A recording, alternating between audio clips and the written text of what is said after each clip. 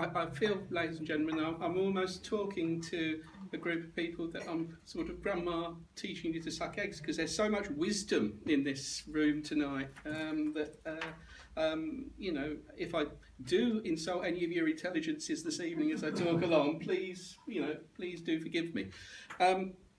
Just picking up, yes, I've been a reader since 1990. I've been on the Readers Exec since 1994, and I've then also been an assistant warden since 1999. So been going on a little bit and growing grey.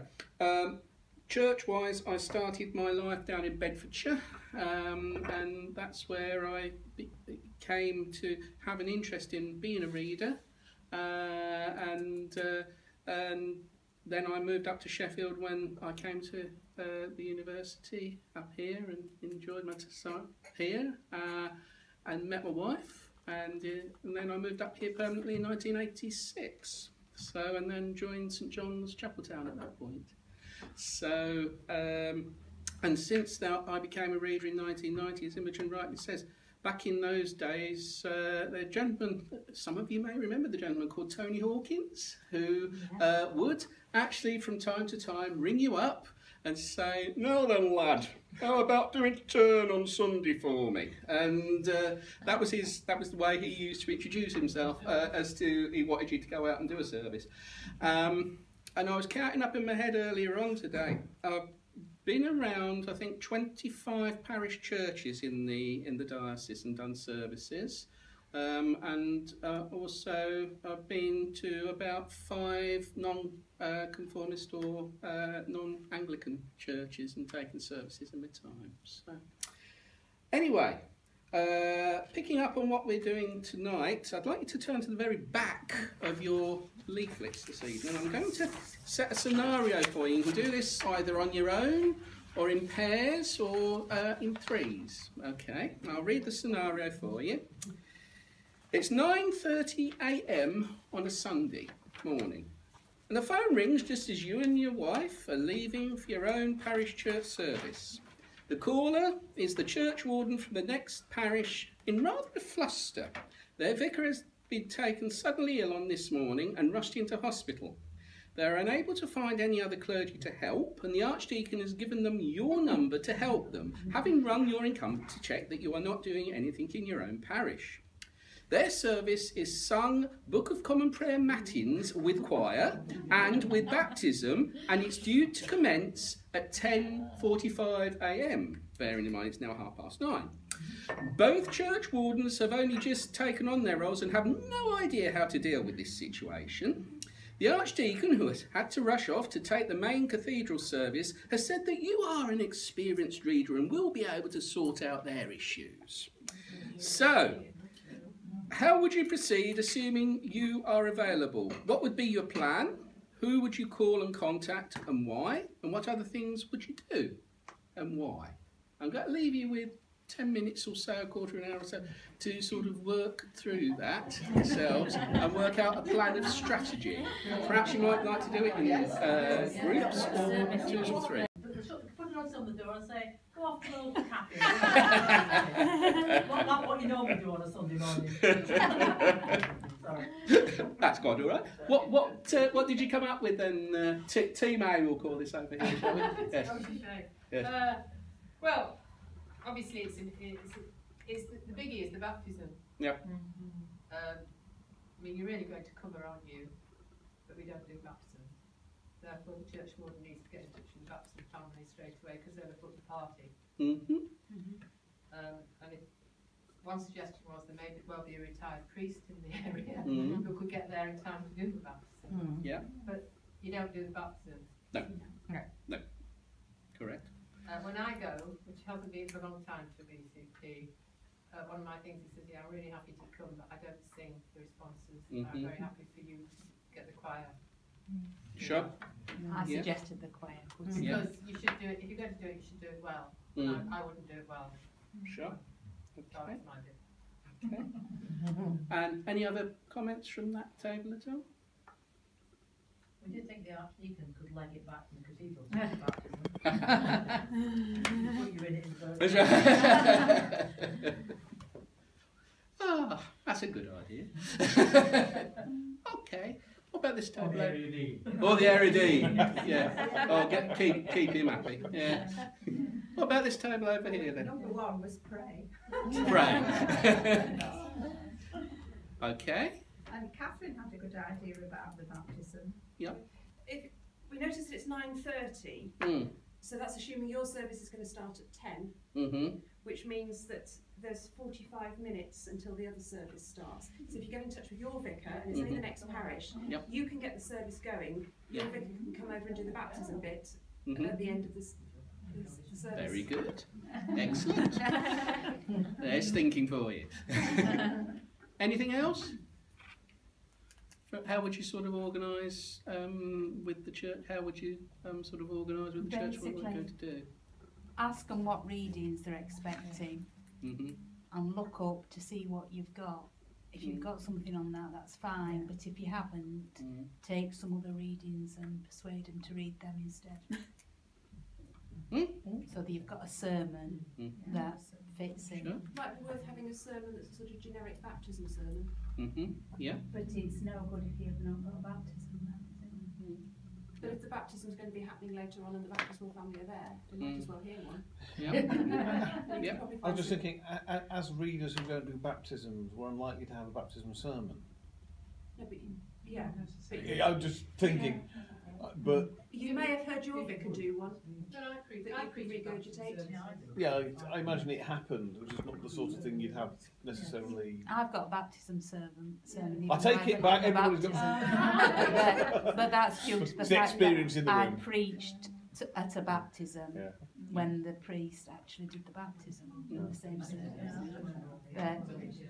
I heard some interesting comments going over here. What were We your did thoughts? suggest that we told the family to kill the baby because we could do a funeral. Oh. But that was said tongue in cheek. Any other thoughts from either of these tables at all?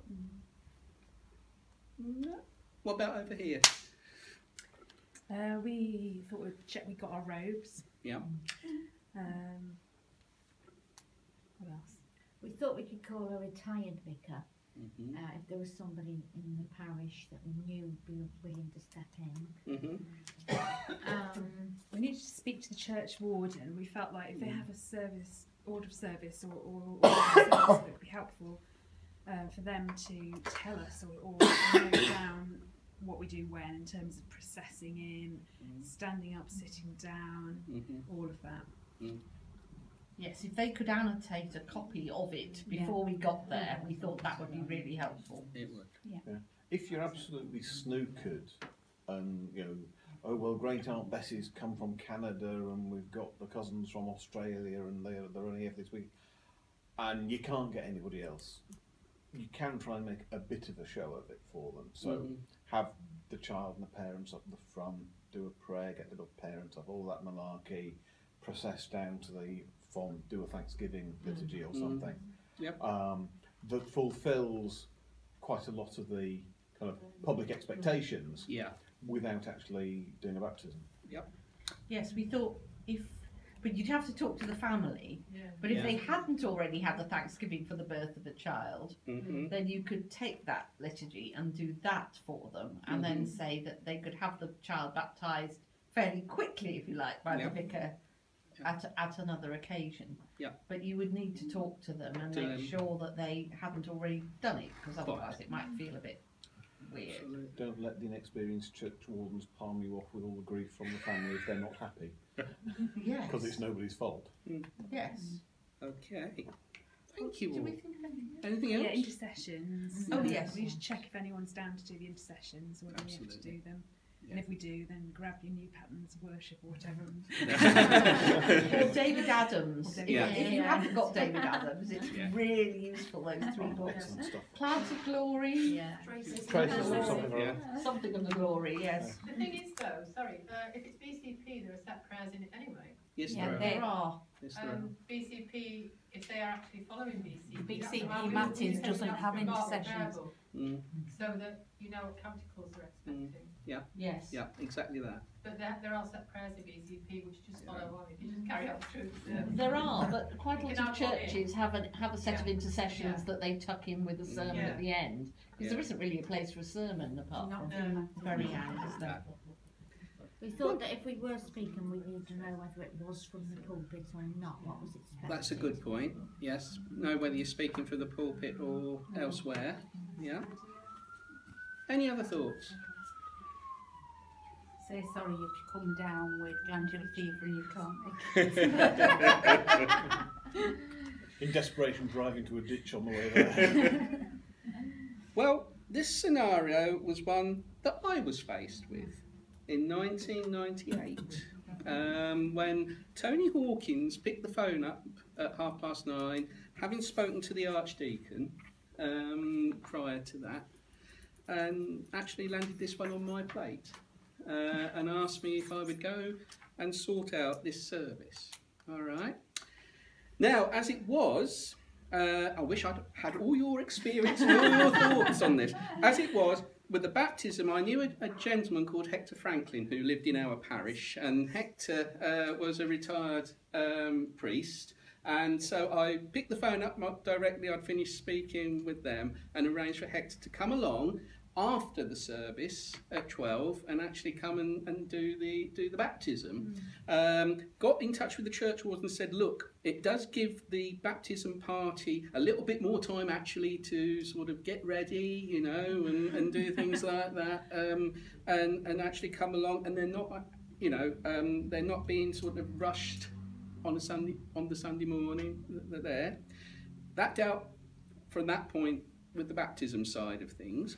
But then, of course, there was the matins bit where you'd actually got to sing the matins. Now, I'm not a bad singer, I can actually sing matins, so that's all right. But if you can't, get somebody in the choir to do it, because they've been there for years singing Te Deums and Benedictuses and goodness like that. Yeah, they've done it every time, and they know how it actually goes and the rhythm of it, you know. So go with that. Sermon-wise, I actually just picked a sermon off that I'd actually used somewhere sort of some weeks before, and actually said when I was on the phone to the church wardens, I'm going to be using this sermon, can we change the readings on for this particular week? You know, sort of big inhale of breath, because obviously whoever was doing the readings had been practicing all week to actually read these, you know. But they said, yeah, we'll find somebody else that will actually do that. And what's the sort of form of matins? Oh, it's how it's set down, they said in the book. Never, ever believe that that is the case. So I said, well, we'll go through it. And so what I did was to gather the church wards and the choir master together in the vestry before, and just go through what they did. And of course it wasn't at all, you know, insofar as they expected a sung creed, they expected or chanted creed, they expected all the verse right the way through, all the versicles and the collects to be chanted and in plain song. That was something, you know. So but luckily enough, I've been used to doing that when I was down in Bedfordshire, so I was okay on that. But other people aren't, and therefore do check with them and make sure that, you know, what they're expecting is what they, you know, what you're going to do or not, as the case may be. Just make it very plain what you are actually going to be doing. What you're capable of and what doing. you're capable of Don't- doing. Yeah. They'll say, oh, it'll be all right. But if you don't feel confident, say, look, I can't sing this, and if somebody in the choir can't sing it for me, then it will be said. I mean, ultimately, what you've got to think is I'm performing this worship for God. And that's ultimately what we're doing. Be it said, sung, whatever, we're actually doing it to the best of our abilities, and the best of our abilities may not be singing, you know. So say it if you need to say it, and be plain that that is what you're going to do, or find somebody else to sing it, you know. And also just check on the hymns, because you sometimes get caught out again, which book are we using? You know, oh, it's Ancient and Modern, right, yeah, but is it Ancient and Modern Revised? Is it Ancient and Modern? Because Ancient and Modern Revised is completely a different kettle of fish to Ancient and Modern, as in Mission Praise and all the other books actually come out. So check what your music is going to be when you actually do get there. And if the organist is going to play, as I know in one parish not so far away from me, they play a whole verse and a half of the music before they start actually singing. Just know how they're actually going to introduce everything and finish everything off. You know, they do make a good performance of it all. Okay. Any other thoughts before we go on and have a quick look at some of the tips that I've put down? I was a bit surprised about the baptism. I know we're not normally supposed to, but I mean, I'm obviously wrong, but I thought in an emergency, basically any Christian is allowed to. And I would have thought if the Archdeacon asks you to do it, that will be authority enough. But the Archdeacon hasn't asked it, it's the church warden that's asked it. Even so, that's not the emergency they mean. No, the baptism part, it's if somebody's dying, right, or the baby's very sick, then you may. But other than that, then as I have pointed out, there are parts of our diocese where there are some readers that do baptisms, but they've been given specific permission to do it. I am going to actually come on to that as one of the pointers down on the tips in a moment or two. Anybody else got any other things that they'd like to raise? If not, go on to the tips then. The first one, as again, you probably all know, ensure that you've asked your incumbent's permission to officiate elsewhere. And I have come across this where readers have come up and said, oh, my vicar didn't half go off last Sunday because I went to some so-and-sos and went and took a service up there. And you say, well, did you say anything to him? No, but I didn't think he'd mind if I went up there and went and did so-and-so for them. Always, you're under their cure of soul. And so therefore they are there to look after you, and as much as anything try to make sure you're not doing too much outside the parish as much as in it. So just let them know and ask them if that's okay that you go off and go and do services in X, Y or Z. Okay. Always have a spare sermon to hand. I'm sure you've all got spare sermons all over the shop. I can't imagine using my sermons in a different context though. I always write them very specifically. Well, if you do, then fair enough. It's just one way of actually getting across the problem, or perhaps just writing a sort of spare one that's there that you can use in such an emergency. Because one day, your emergency may well come to you. Could you not discuss separately, because I'm trying to tape it, and so we'll pick up too many voices if we discuss while Ian's talking or someone else is talking. Is there any? Have you got a point over there that you want to raise? Talking about sermons being devised for congregations, if you're in a team situation and you have a number of different churches, the same sermon will be a different sermon. Sure. That was designed differently. That's good though, isn't it? Because you can actually have them in different places there. Yeah. So. I don't think that's quite what I meant. Right. What did you mean? That we don't write a bog standard service sermon. Gotcha. Okay. It's specific and personal to a congregation. Sure. Yeah. Okay. I think what I'm trying to say is perhaps have a look and see whether you can actually you've got perhaps a favourite reading or something like that you could actually base a sermon that you could actually write on, that if you actually needed to go and take it out to another place, you've actually got that there. That's all right. Give your readings to the church wardens, size people, and all the readers. If they're unwilling or able to read the lessons, then do them yourself. Okay?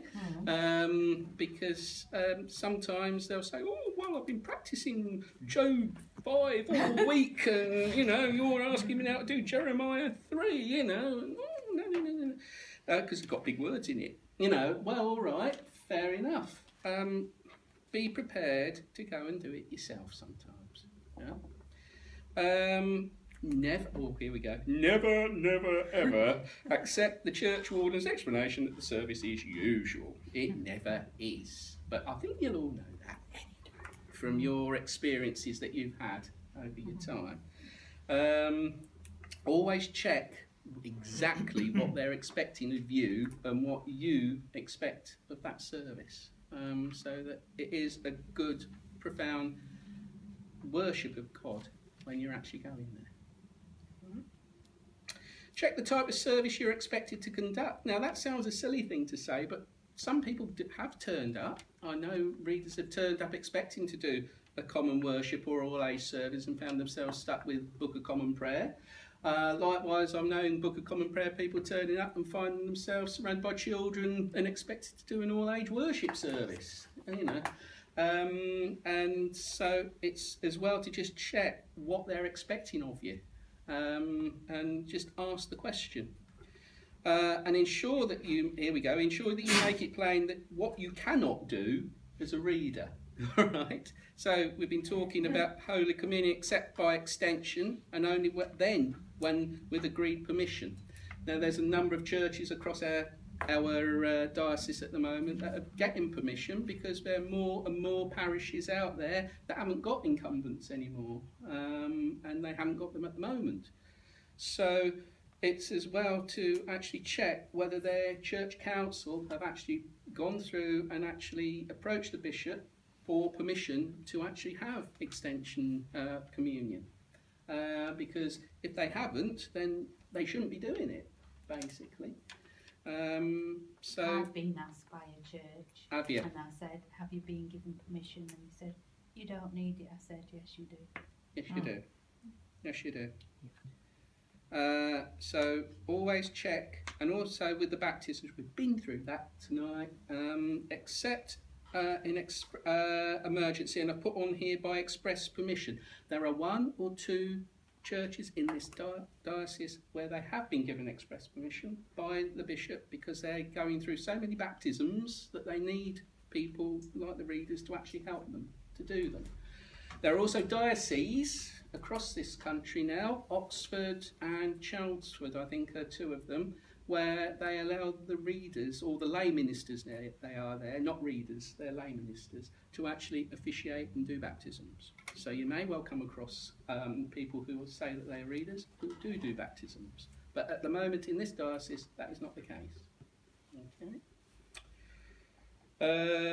Weddings, well, yes, I don't think we've crossed that one either. Okay. Ask where the service is and get directions and what time the service is. Now, I came across a chap the other day. He was telling me that he was asked to go and take a service in a place called Marston. Okay, not in our diocese, I hasten to add. So he went to Marston, only the Marston he was supposed to be going to was in Bedfordshire, not Buckinghamshire. Yeah. So he turned up on time, but there wasn't anybody there because they weren't coming for another half an hour, and the vicar was there at the finish with all the choir, and he was sort of left, and then he got a phone call. Where are you? It sounds a silly thing, but just ask. Where you're going. And we've had it in this diocese where people were meant to go to Worsborough Common and went to Worsborough. Yeah. And didn't turn up for the safeguarding meeting. So it does happen. It happens, doesn't it? Yes. Yeah. Was speaking in Mosley and Mosley Bridge. Yes. Yeah. Yes. You can get people turning up for baptism at our church. And should we go to Mosley? Yes. Yes. So it happens, and also ask what time the service is. There is a church I go to which has 11 o'clock service on the first Sunday in the month, 6:30 service on the second Sunday in the month, 11 o'clock service on the third Sunday in the month, 3 o'clock service on the fourth Sunday in the month.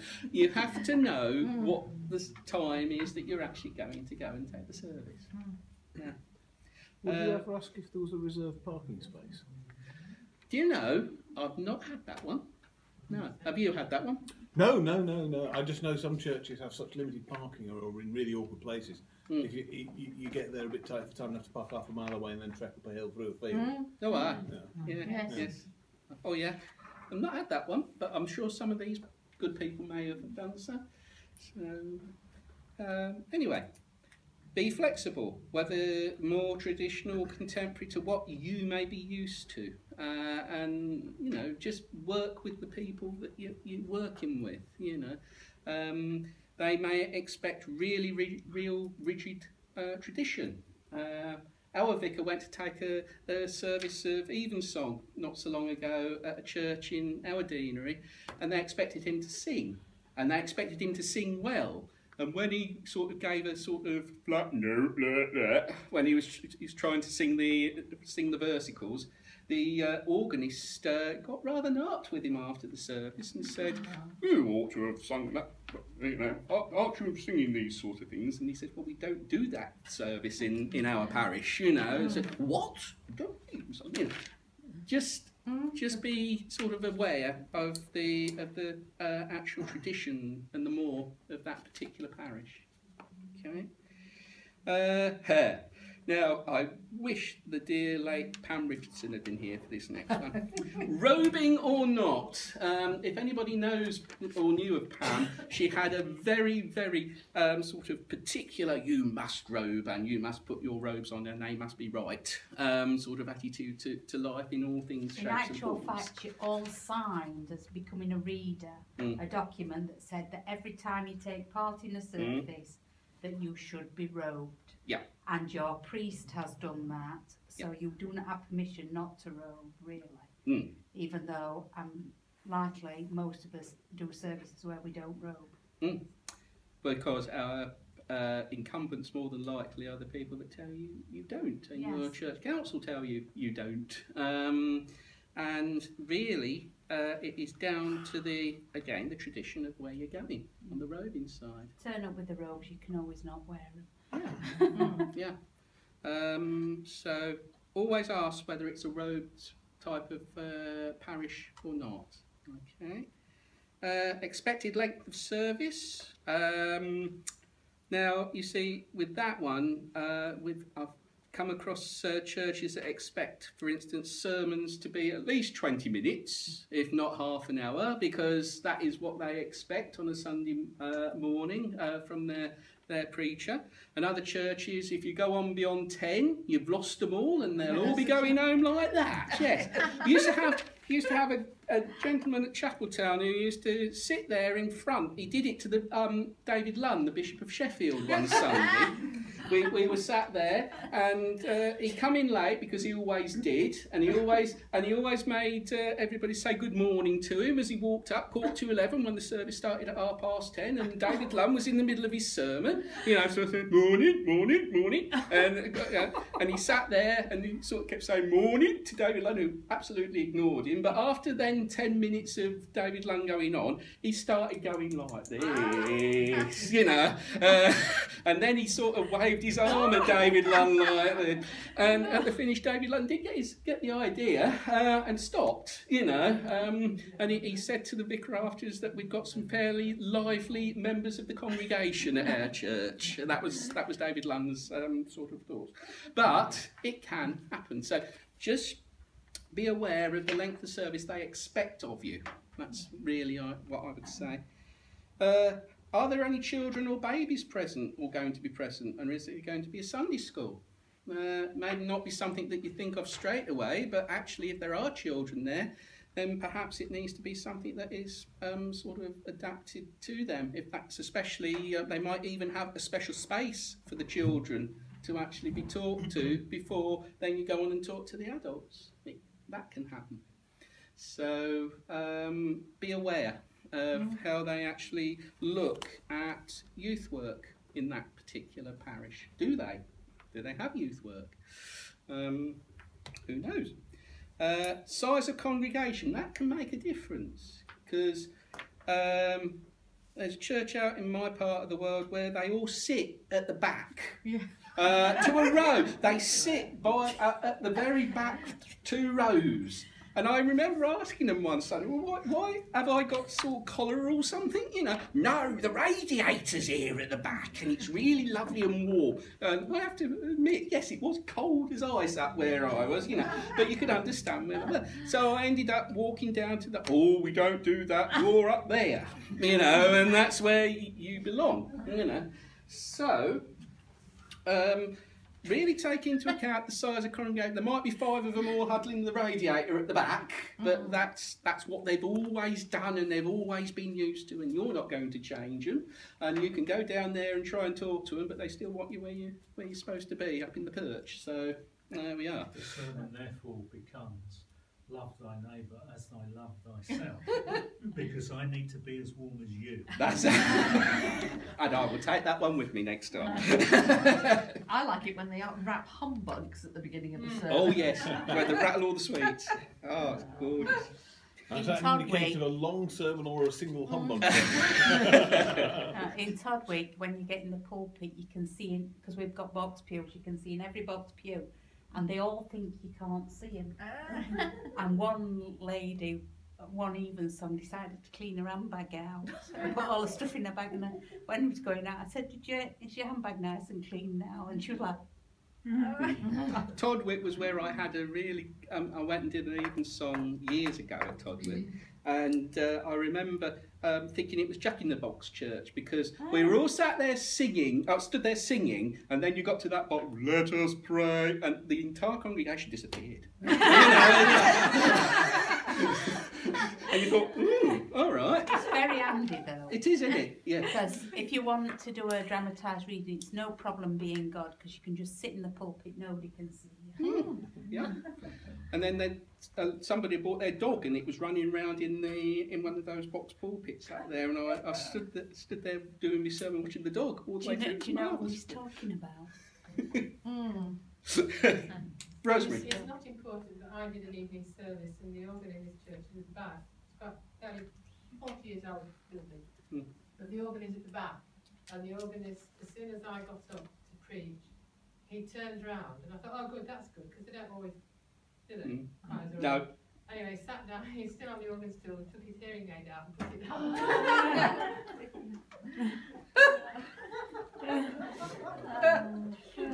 I did an evensong once in my own church where we got a visiting organist, and I went to read the first lesson and finished it, and turned round and he got his News of the World on his organ stool, and he put it down quick because I'd finished quicker than what he thought and played. But then I noticed the second lesson, back out it come again, you know. And this visiting organist came most Sundays. So one Sunday, his other thing was he never used to stay and listen to the sermon. He always used to go into the vestry and shut the door and wait until the sermon was over and then come back again. So one Sunday, I was very naughty. I finished the sermon sort of just like that at one Sunday. I just sort of finished it off. In the name of the Father, Son, and the Holy Ghost, amen. We'll sing hymn number 332. There was this chunter, chunter, chunter. Boom. You know, so... yeah, be ready for it. Christian charity. Ask whoever arranges the speakers if there is a particular subject or passage they want you to speak on.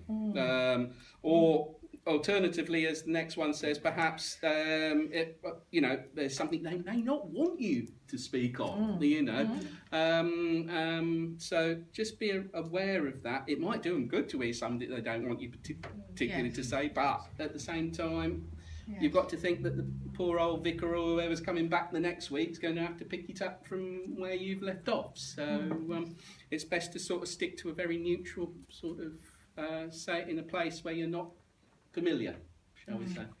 You're not a regular, don't step on toes. That's the one. Yeah. Know how long you are allowed to speak for. If somebody says take as long as you like, don't believe them. Ask them what the usual timing is. I think we've been over that before. and avoid controversial subjects, at least for the first few times, unless you're asked to speak on such.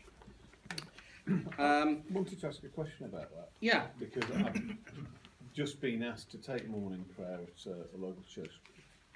It's going to be twice a year, so dead frequent. Mm-hmm. And I was there on Sunday, you know, 'cause I've got the luxury of finding out how to do it. Yeah. I'm thinking, oh, I wouldn't do it like this. Yeah. And thinking, after the development day on Saturday, actually, where it was all about change and trying new things and fresh expressions and everything else, I'm just sat there thinking, oh, I want them all to process up behind the choir and come and sit in the choir stalls. There's not that many of them. And you can have something that's a little bit more intimate and a little bit more... And I'm wondering how to go about suggesting that, because being new does give you a certain... It's not the same as filling in like your exercise. No. If you're going at short notice, you do it their way. Yeah. But if you've been asked to do something, there's going to be some frequency to it. I think twice a year is probably not frequent enough, but to introduce change. Yeah. How would you go about? I've done it in one parish where I go and take a regular evening service, whereby I got them familiar with me to start with. You get to know them and you get to talk to them, and then you suggest that you want to try just as a change, try a different scenario. So you want to do prayers but round in the choir area, for instance, and would they all mind for tonight coming along to the choir area? And they'll chunter a bit, but they'll come because they're used to you, and they'll feed back to you that they don't like it, but at least they're not sort of chuntering behind your back, and they're not sort of thinking, oh, don't like that. And then it's building up the relationship with them if you're going on a regular basis. I'm just thinking, particularly traditional things like morning prayer and evening prayer, they're not terribly accessible. No. And if anything needed, dare I say, a rebrand or something, the liturgy is wonderful. There's nothing wrong with it at all. But making it just that bit more open-ended, you know, it's no longer the club that does the old stuff, but it's actually a worshipping community that is inspired by a particular type of liturgy. Yeah, which can have its attraction. It's the same but different kind of approach. And I think perhaps with relationship, build your relationship out with them, and then see if they would actually test the water on something different. Because that's the way forward. If you go straight in there and do it, then you'll probably not be doing it next year. No. In a similar situation, with a dozen people spread out across the large body of the church, I've said none of us are islands. We are meant to be worshipping together. Please come and join me up here. And yes, as you say, they've chanted, but they've done it. And so when it happens the second time, they've been ready for it. That's right. Yeah. So,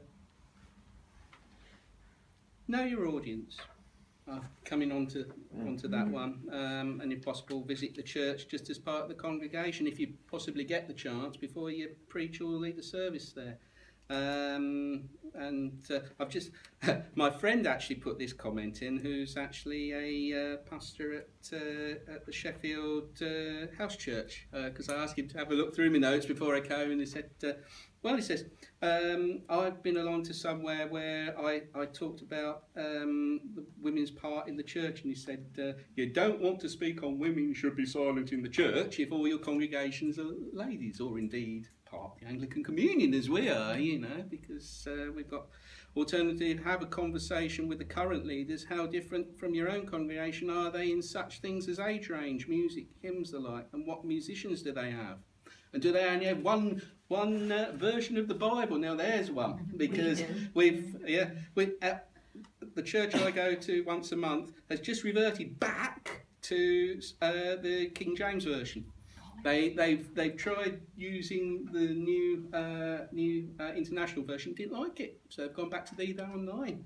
And so you know, but find out what they actually use, because if you go in there and start using the one that they don't like, they're not going to listen.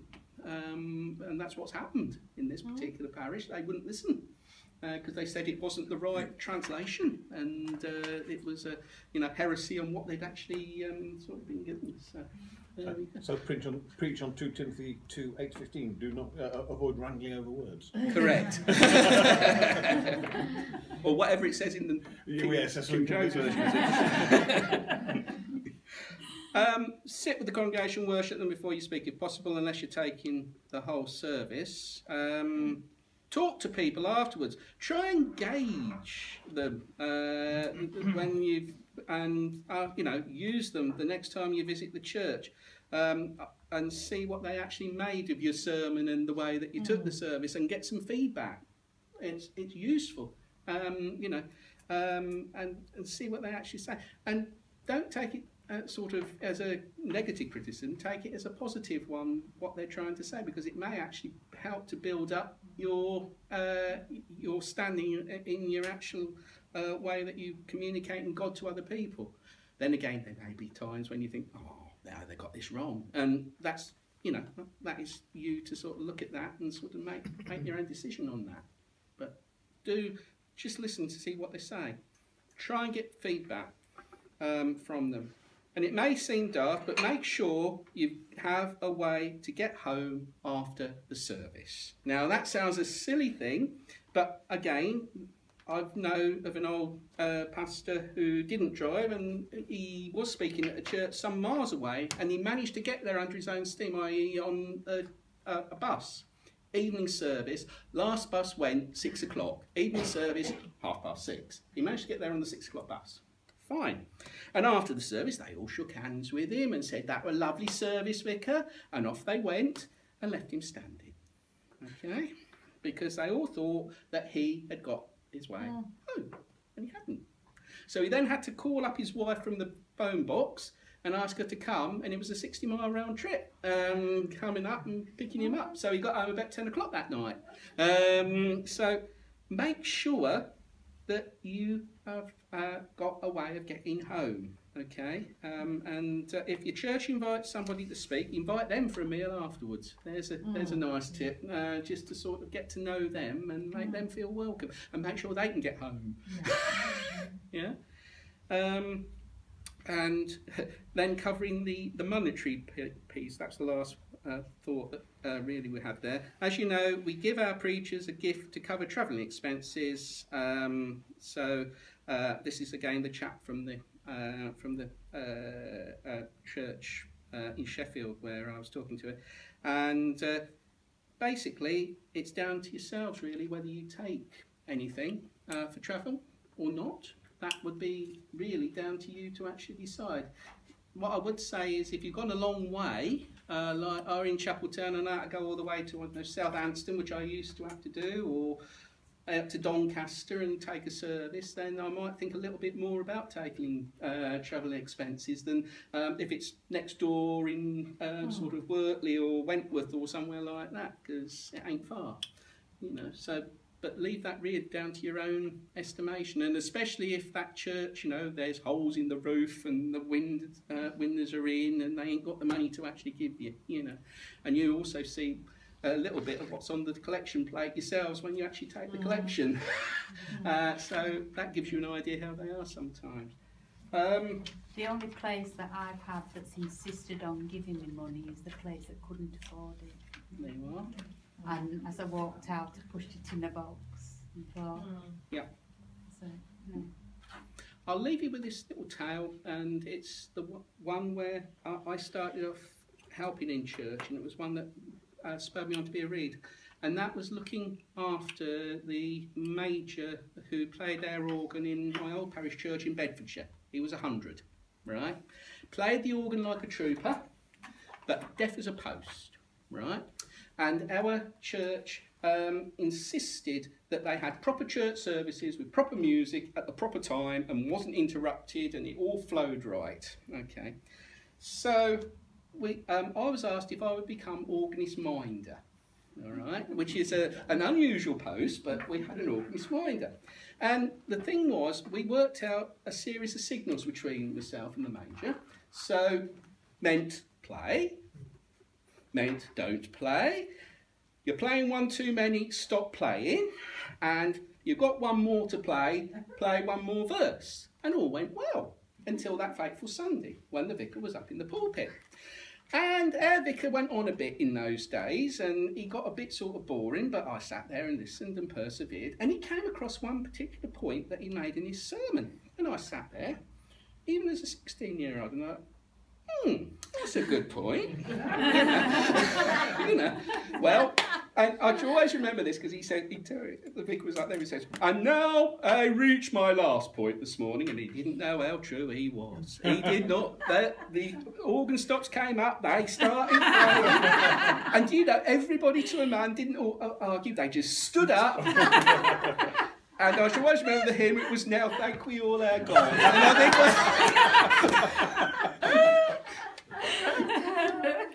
if you can have an experience like that when you go and visit another church and sort of come away with a little bit of light laughter, it can't be bad, can it? So, anyway, thank you very much. Have you got any questions?